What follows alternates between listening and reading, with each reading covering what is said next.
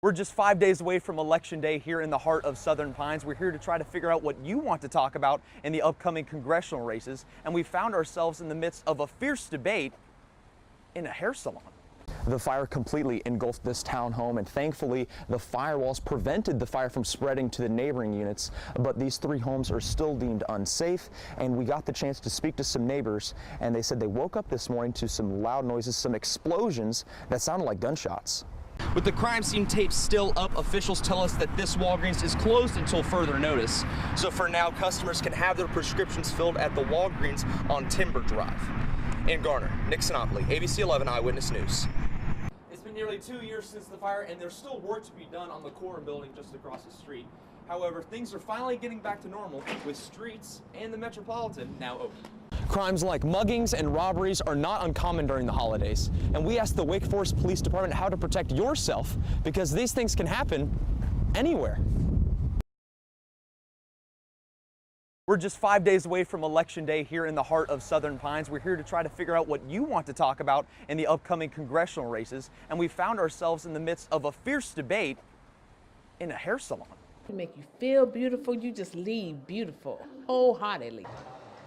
Karma Spa, Lounge, and Beauty Bar is a place of rest and relaxation, and recently, politics. We have a lot of different opinions that come in here, so it's nice to kind of see that a conversation can be had. The hot topic of conversation is currently the midterm elections, and all that chatter has Deidre Wells excited for Tuesday. You know, you get sort of like both sides. We've been talking a lot about the early voting portion of it. We found that people on both sides have already voted. I'm a forgetful person, so I want to go ahead and get that knocked down in voting. I feel like this election is really, really important.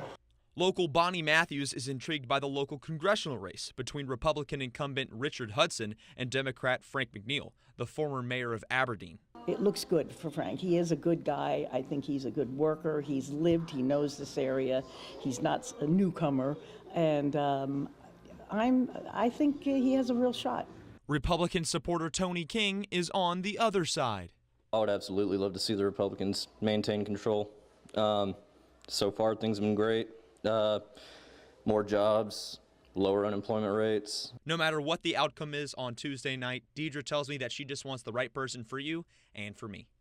I really feel like I want the best person for the job. I want the best person who thinks about you. I want the best person who thinks about me. I want them to think about your kids and your grandkids. I want them to think about my kids and my grandkids. And though there were differing opinions, now everyone is really excited to take that conversation from the hair salon to the polling places this upcoming Tuesday. In Southern Pines, Nick Sinopoli, ABC 11 Eyewitness News.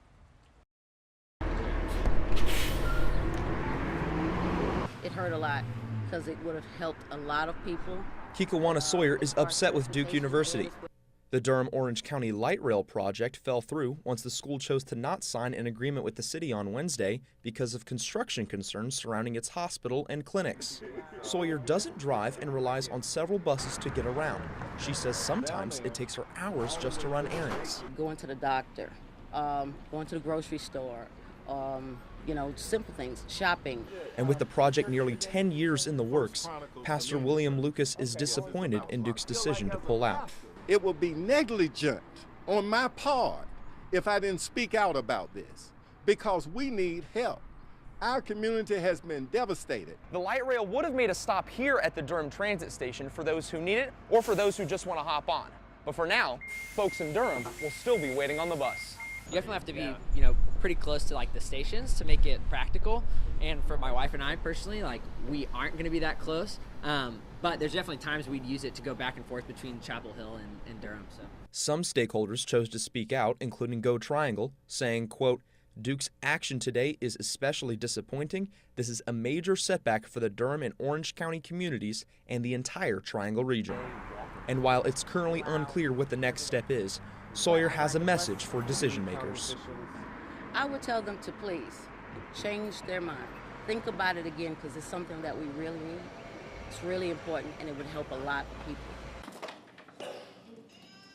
Moving day is a time of transition and new beginnings. But for Jamar Streeter, this move to Raleigh has a different feel to it.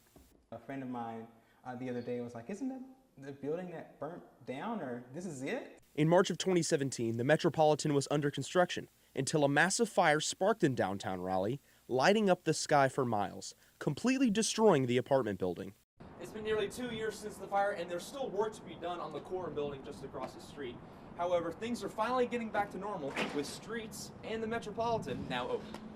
It makes me really excited. I'm excited to see that the road is finally open and we don't have quite as many construction vehicles driving in and out. And I'm also excited to get some new neighbors downtown.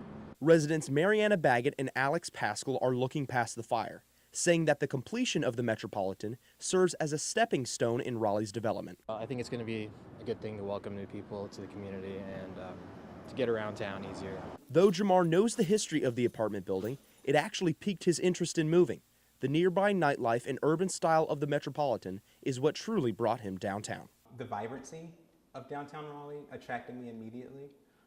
The community, all the places to go, walk, and bird, of course. Being able to ride a scooter downtown was very attractive as well, instead of using my car. So